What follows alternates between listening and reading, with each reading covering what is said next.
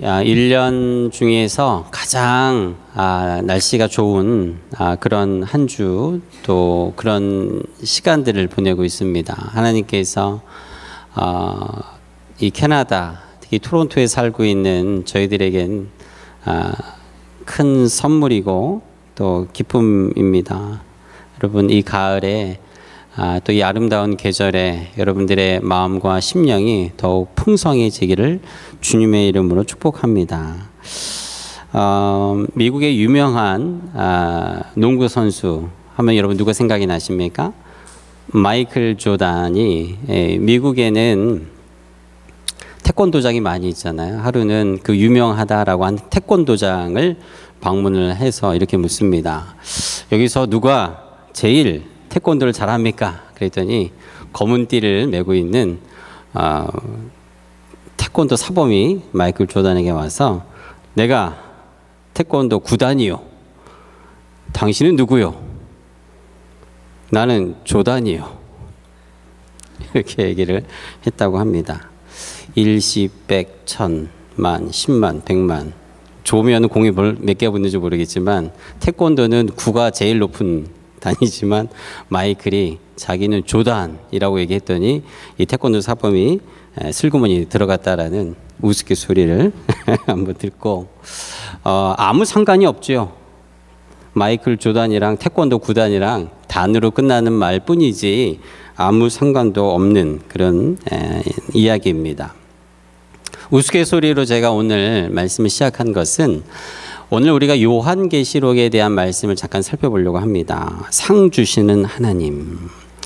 어떤 목사님이 이렇게 얘기를 합니다. 요한계시록에 대한 말씀을 전한다고 하니까 조금 어렵지 않을까, 이런 우려 섞인 이야기를 하는 것을 제가 들어봤어요.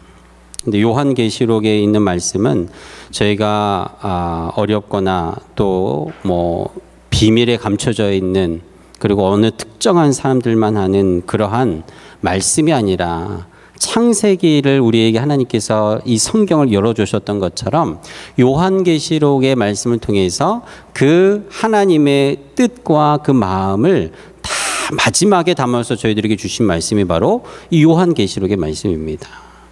그래서 요한계시록에 있는 말씀은 마치 마이클 조단과 태권도 9단처럼 아무 상관없는 것처럼 어렵거나 불편하거나 해서는 안 될 말씀이 아니라, 전혀 그거와는 상관이 없는, 우리가 더 많이 보고 더 많이 알고 더 많이 이 말씀들을 나눠야 하는 말씀이 바로 요한계시록의 말씀이다. 이 말씀을 드리려고 하는 것이에요. 요한계시록에 있는 말씀은 아주 간단합니다. 요한계시록은 교회에게 주시는 하나님의 말씀이에요. 당시 소아시아 7교회에 이 쓴 편지가 바로 요한계시록입니다. 그런데 이 7교회는 오늘 저희들, 지금 2000년이 지난 저희들 이 교회에도 동일하게 적용되는 말씀이 바로 계시록의 말씀이에요. 많은 사람들은 요한계시록의 말씀이 감추어진 비밀로 착각하지만 전혀 그렇지 않지요. 어떤 특별하고 신령한 자들이 풀고 설명해 줘야만 알 수 있는 말씀이 아니다라는 것입니다.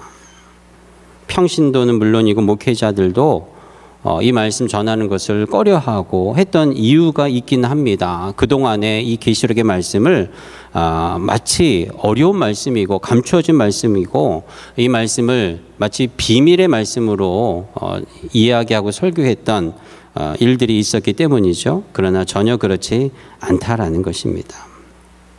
요한계시록의 말씀, 교회에게 주는 말씀, 편지라 그랬어요.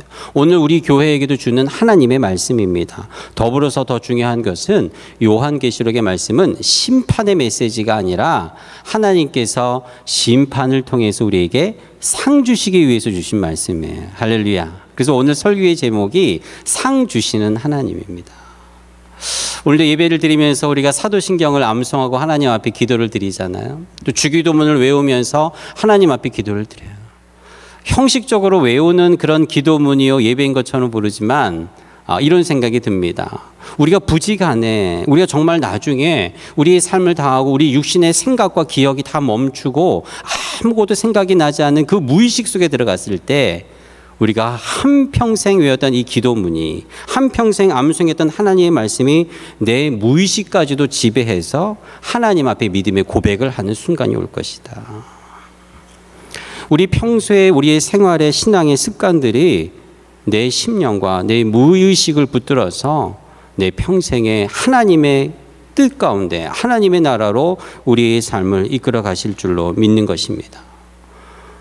마찬가지로 오늘 계시록의 말씀을 통해서 내가 믿는 하나님은 물론 우리가 잘못하고 죄를 짓고 하나님이 꾸짖으시고 책망하시지만 그것으로 끝나시는 것이 아니라 하나님의 본심은, 하나님의 진짜 마음은 우리에게 상 주시기를 원하신다라는 거예요. 하나님께서는 우리를 칭찬하시고 축복하기를 원하시는 좋으신 하나님인 것을 오늘 계시록의 말씀을 통해서 우리가 더 분명히 알기를 원하는 것입니다. 오늘 두 가지, 이 말씀을 나누기 전에 두 가지를 한번 보려고 합니다. 요한계시록의 말씀은 어느 특정한 사람에게나 어느 특정한 부류에게 주신 말씀이 전혀 아니다라는 말씀을 드렸어요. 누구든지 성령이 조명하시고 함께 하셔서 이 요한계시록의 말씀을 들여다보면 충분히 깨닫고 그것을 누릴 수 있는 말씀이에요. 기독교의 가장 어두웠던 흑역사 가운데 이 중세시대에 잘못했던 것 하나가 무엇입니까? 하나님의 말씀 성경을 특정한 사람, 당시 신부들만 읽을 수 있도록 라틴어로 기록되어 있다라는 거예요. 종교개혁이 일어났을 때 가장 먼저 한 것이 무엇입니까? 바로 이 성경을 누구든지 읽을 수 있도록 번역한 것이, 라틴어를 독일어로, 독일어를 영어로 번역해서 신부가 아니라 모든 성도들이 이 말씀을 읽고 깨닫게 하신 것, 첫 번째. 두 번째로 요한계시록의 이 말씀은 앞서 말씀드린 대로 심판이 끝이 아니라 우리에게 상 주시기를 원하시는 하나님의 진짜 뜻이 숨겨져 있다는 것, 이 두 가지를 전제하고 말씀을 함께 나누려고 합니다.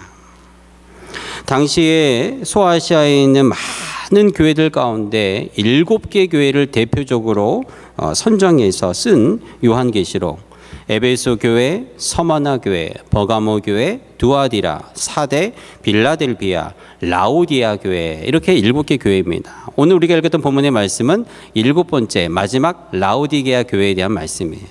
이 7개의 교회들 중에는 하나님 앞에 칭찬받은 빌라델피아 교회 같은 교회도 있어요. 그래서 여러분 요즘에 교회 이름을 보면 빌라델피아라는 교회 이름은 있지요. 그러나 라오디게아라는 교회 이름은 없습니다. 왜냐하면 라오디아 교회는 책망받은 교회였기 때문에 그렇습니다. 7개 교회 가운데는 하나님 앞에 칭찬받은 교회도 있고 칭찬과 책망을 같이 받은 교회도 있고 책망만 받은 교회가 있는데 바로 오늘 7번째 나오는 라오디아 교회가 책망만 받은 교회. 왜 책망받았을까요? 하나님 앞에 책망받은 이유가 있습니다. 오늘 말씀에 보면요, 내가 뜨겁든지 차든지 해야 되는데 미지근한 신앙을 갖고 있는 라오디아 교회, 그 교회인들을 하나님이 책망하신 것입니다. 왜 성도들은 이렇게 미지근한 신앙을 가지고 있었을까요? 당시에 라오디아 교회뿐만 아니라 7교회의 지역의 특성이 있습니다. 소아시아 이 지역에 있었던 이 교회는 가장 번성하는 지역이었어요. 상업이 발달했습니다. 모든 거래하는 것들이 아주 풍부하게 일어났어요. 사람들이 이 나라 저 나라에서 많이 왕래하면서 많은 물품을 사고 팔다 보니까 아주 물질도 풍요롭게 되었어요. 생활이 풍족했습니다. 문화적으로도 종교적으로도 한 종교가 아니라 여러 종교가 함께 번잡하면서 아주 번영의 시대를 열었던 시대와 문화가 바로 7교회가 편재해 있었던 소아시아의 특징이에요. 라오디아 교회도 아주 대표적으로 상업이 발달했습니다. 특별히 이 라오디아 지역에는 의학대학이 세워질 정도로 의술이 발달해서 사람들의 건강도 많이 회복하는 그런 지역이었다라 그래요. 당연히 그 지역에 살고 있는 사람들은 교회에 나오지 않아도 예수님을 믿지 않아도 어떻습니까?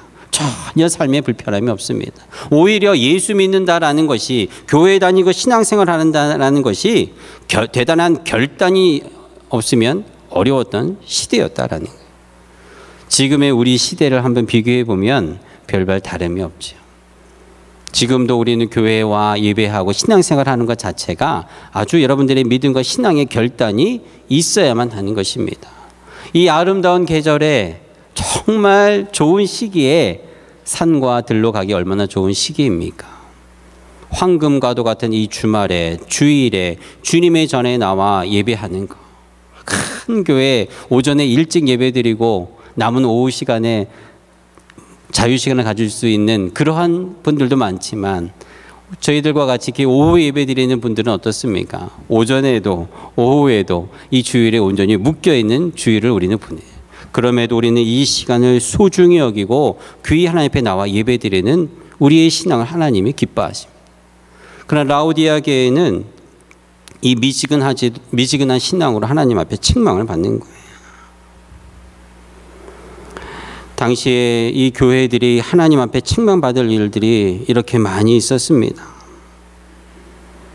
지금 우리들의 교회를 살펴봐도 다르지 않지요. 코로나 기간에 많은 교회의 위기가 닥쳤습니다.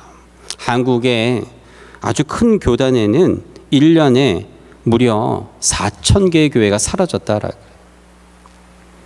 한국만 그러겠습니까? 미국도 마찬가지이죠. 캐나다도 전 세계의 교회와 이 교세가 줄어들고 목회자가 줄어들고 성도가 줄어들고 점점 하나님을 믿는 신앙이 식어져가는 시기가 어찌보면 우리가 오늘 읽은 라오디아 교회의 상황과 다르지 않다라는 것입니다.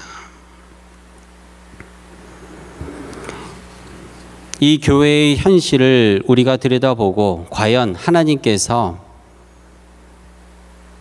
이 시대의 교회들, 또 우리 주님 마음 캡선 교회를 주님이 보시고 과연 7개 교회와 같이 칭찬하는 교회, 칭찬과 책망하시는 교회, 또 책망하는 교회, 이 세 가지 부류에 우리 시대의 교회들은 어디에 속하겠습니까?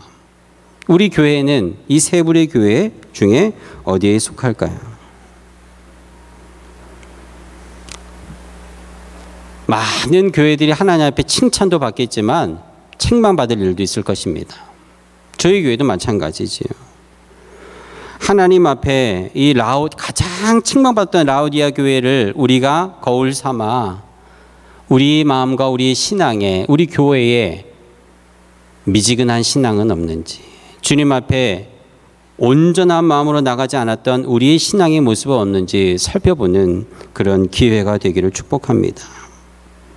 사랑하는 성도 여러분, 우리 하나님께서 칭찬과 책망받는 이 환경 가운데 있다 할지라도 하나님을 바라보는 우리의 시선은 우리를 상 주시는 하나님의 본심을 바라보고 나아가야 해요. 라오디아 교회가 하나님 앞에 책망받은 일만 쌓였지만 그들이 거기서 주저앉고 책망받고 심판받고 혼나는 것으로 하나님께서 말씀을 끝내는 것이 아니라 15절 16절에 보면 하나님께서는 너희들의 뜨겁든지 차든지 뜨겁든지 하지 아니하면 내가 너희를 토해버리겠다고 책망하셨지만 그것으로 끝나는 것이 아니라 19절에 이렇게 말씀하십니다. 무릇 내가 사랑하는 자를 책망하여 징계하노니 그러므로 내가 열심을 내라 회개하라. 라오디아 교회 교인들아, 내가 내 입에서 너를 토해내버리겠다라, 이것으로 말씀이 끝맺은 것이 아니라 그러므로 내가 열심을 내라. 내 결론은 내가 정말 하고 싶은 것은 뜨거운 신앙의 열정으로 열심을 내라, 회개하라, 예수님 말씀하시는 것입니다. 이것은 라오디아 교회에게 또 성도들에게 주님이 기회를 주시는 것입니다.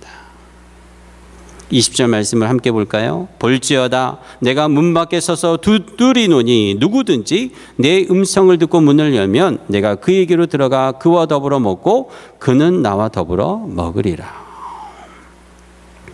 봐라, 라오디아 교회야, 라오디아 교회 성도들아, 못한다고, 내가 형편없다고, 작다고 교회를 버리고 도망가고 이젠 끝이다, 내 신앙도 주저앉을 것이 아니라 주님이 나를 찾아와서 문을 두드리시면서 봐라, 내가 문을 두드리니 열면, 내 음성을 듣고 문을 열면 내가 들어가겠다, 내가 너와 함께 하겠다, 내가 너와 함께 먹고 마시겠다, 함께 살겠다, 주님이 약속하시는 것입니다.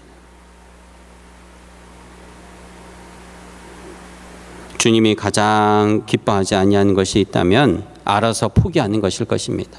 후회하는 것일 겁니다. 그때 좋았던 시기를 생각하고 그때 그랬을 거리라는 것이죠.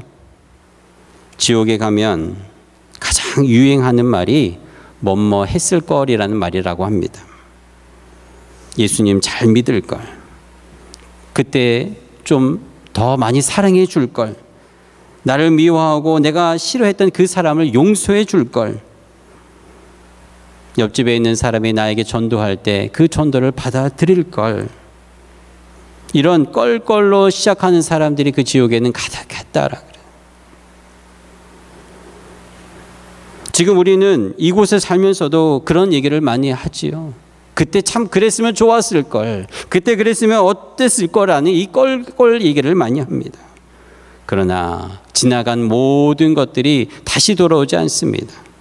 오늘 주님은 라우디아 교회를 찾아오셔서 말씀하신 것처럼 보아라, 내가 문을 두드리니 지금 문을 열고 내 음성을 듣고 문을 열어 나를 맞이하면 내가 너와 함께 먹고 마시겠다 말씀하고 있는 것입니다.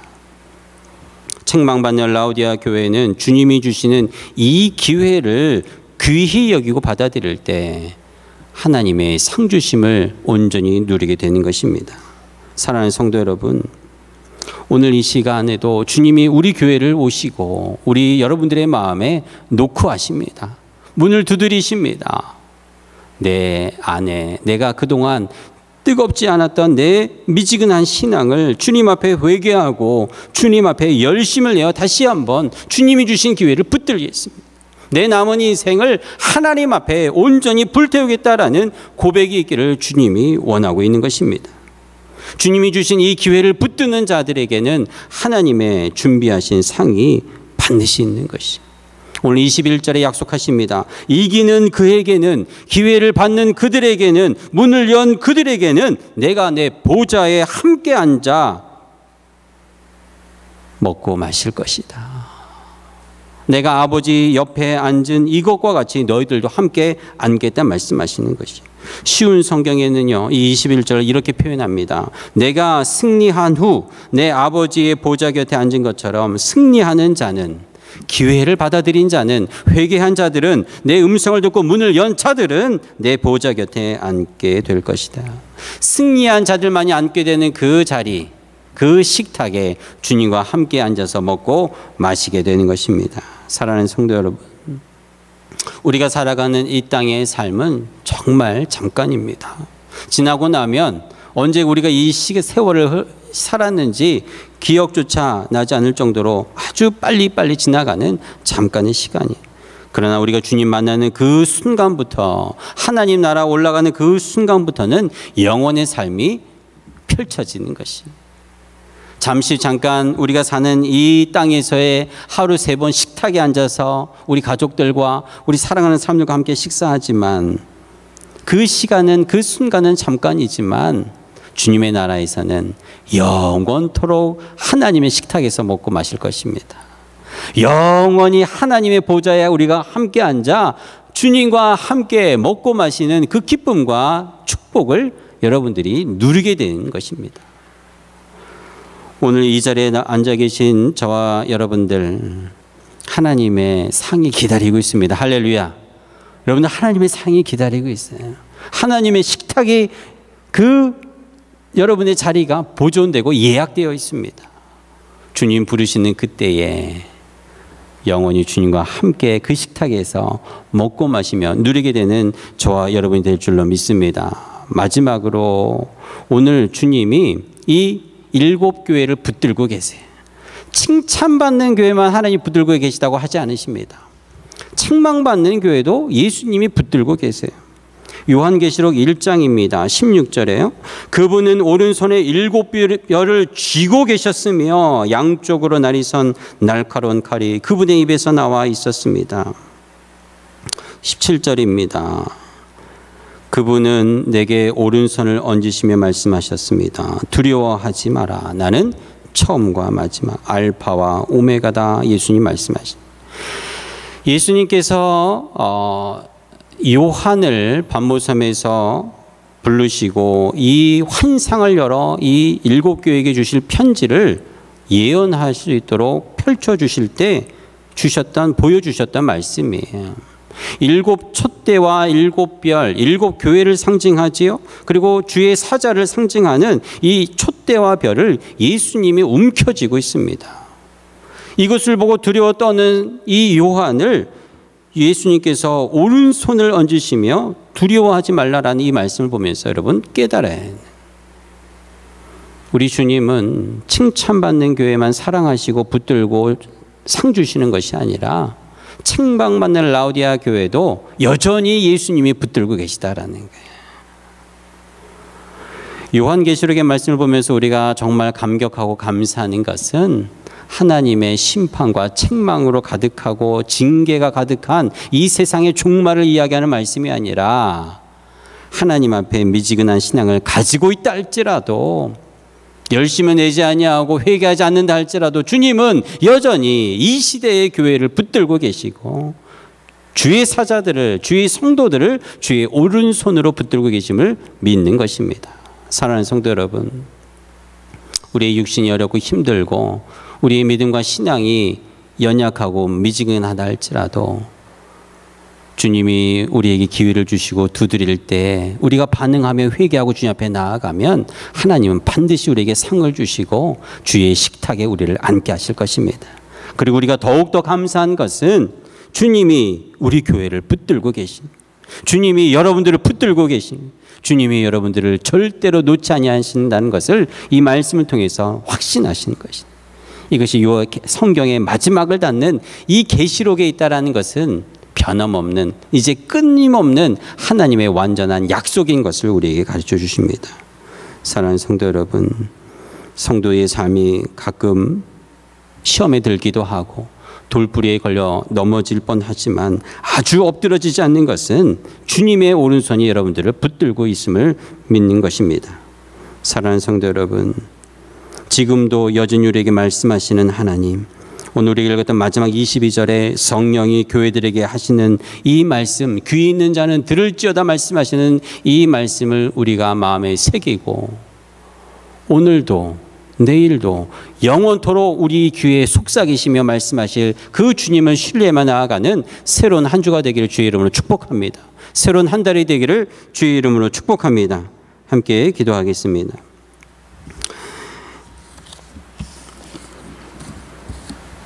주님, 우리는 계시록에 나오는 7 교회, 특별히 라우디아 교회, 책망받았던 그 교회, 어쩌면 우리의 연약함과 부족함이 그대로 보여지는 모습들입니다.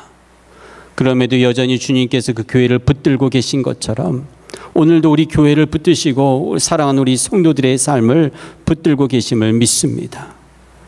우리의 미지근한 신앙, 열심을 내지 않았던 우리의 신앙을 회개하고 주님 앞에 우리를 부르시는 그 음성에 우리의 문을 활짝 열어 주님을 맞이하게 하여 주옵소서. 그리하여 주님과 함께 영원토록 주님 예비하신 그 식탁에 우리도 앉아 주님과 함께 영원한 삶을 살아가는 우리 성도들의 삶이 되도록 축복하여 주시옵소서. 상 주시는 하나님 앞에 감사하는 한 주가 되도록 역사하여 주시옵소서. 예수님의 이름으로 기도드리옵나이다. 아멘. 우리 함께